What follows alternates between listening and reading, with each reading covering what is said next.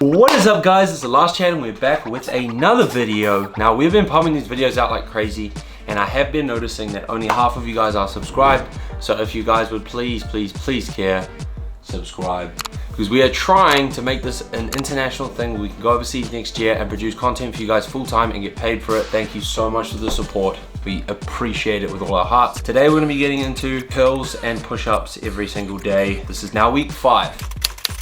I have noticed my chest is now a whole lot less sore. My shoulders are a whole lot less sore. My arms, my triceps, biceps as well. And there's not really much tightness there anymore. It's not really sore anymore.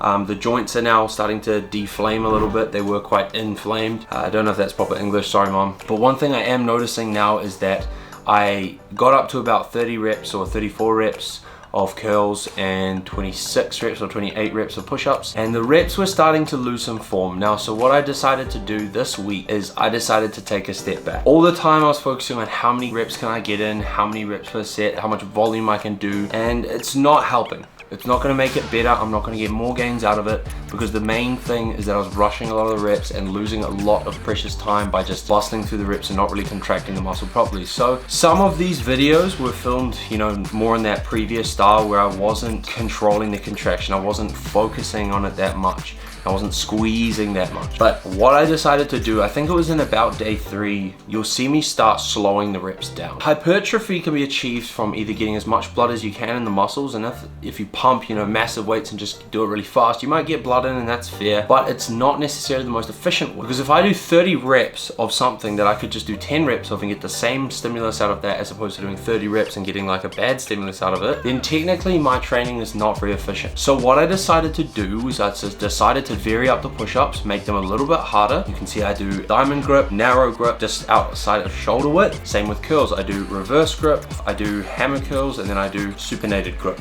where I'm getting the long head of the bicep as well as all those different ranges. And I'm slowing the reps down. You know, like I said, I've gone for all these reps. I've been trying to, you know, get as many reps as I can and, you know, pump as much weight as I can, ego lift, la da da da. Then I realized, you know, I'm not going to be getting anything out of that, and I'm not going to be adapting, overloading. I'm not going to be growing my arms as efficiently as I could. So I decided to stick to about, I think, 14 reps. So I cut the reps almost in half, but every single rep is done really slow. I focused more on the contraction, and I really made sure that every single rep that I was doing was done with care and precision to try and get as much blood and as much stimulus into those muscle fibers as I can without throwing the weight up. One thing I have noticed is the front of my delts have become very pronounced. They've become very thick, and I think that's probably because I was throwing the dumbbells up quite a bit as well as all the push-ups. In essence, yes, you know, I have gotten the gains from this, but it's probably not the best way because I was basically ego lifting. I'm starting to now think more about how I can control the rep and how I can activate my biceps as much as possible, get the most out of the reps during the sets, as well as not spend the entire day doing this, because I'm now in week 5 and this is about day 34 and it is so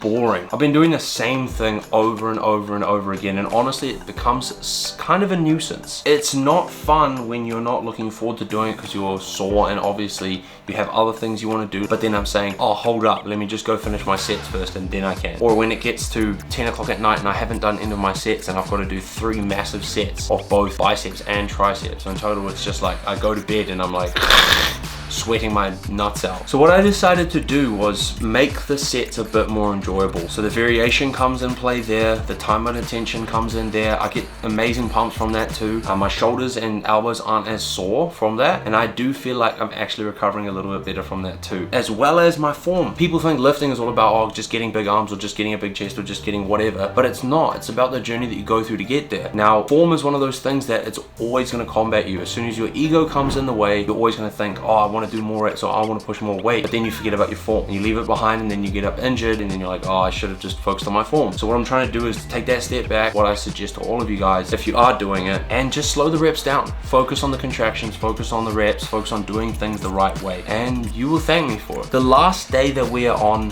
which is the next set, it is day 35, which is the 7th day, and I do all 3 sets in one. Now, I did a giant set of biceps and then a giant set of triceps where I do, also I think 14 front, 10 hammer, 10 in reverse, and I do 5 sets of that.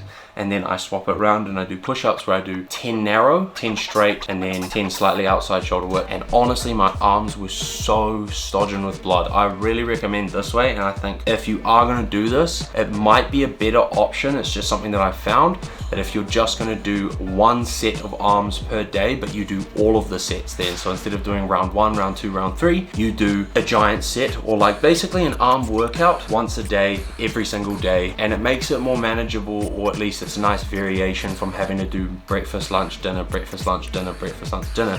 Instead, you just have to do it, you know, at dinner or something like that. So you can kind of prep yourself the whole day. Once again, you know, I'm doing all my other workouts. I'm going for runs 3 times a week to 4 times a week. I'm doing full body A, full body B, which is a full body push and a full body pull 4 times a week. And then also I'm doing arms every single day. So you can understand how it can get quite exhausting, specifically when you might not be eating enough calories to really help sustain that, or you might not be getting the best rest or nutrition or things like that. Just keep in mind, you know, be gentle on yourself, you know, learn how to pull it back every now and then if you need to, and just enjoy the journey. If you guys have enjoyed the video, make sure to hit that thumbs up, make sure to subscribe.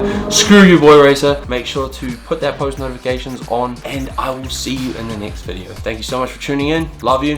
Have a good one.